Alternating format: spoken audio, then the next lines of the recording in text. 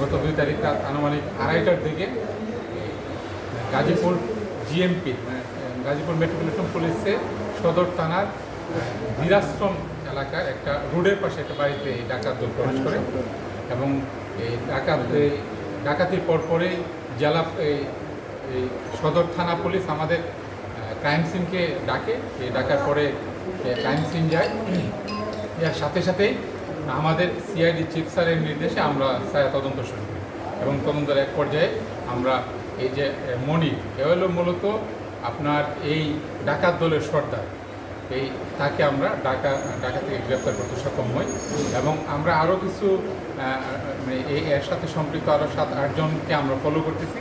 আশা করি যে 2 দিনের মধ্যে আমরা এদেরকে গ্রেপ্তার করতে সক্ষম হব এবং এই আসামির কাছ থেকে যে মোবাইল নেওয়া হয়েছে 7 থেকে 8টা মোবাইল, এই 8টা মোবাইলের একটা মোবাইল আমরা তার কাছ থেকে উদ্ধার করছি।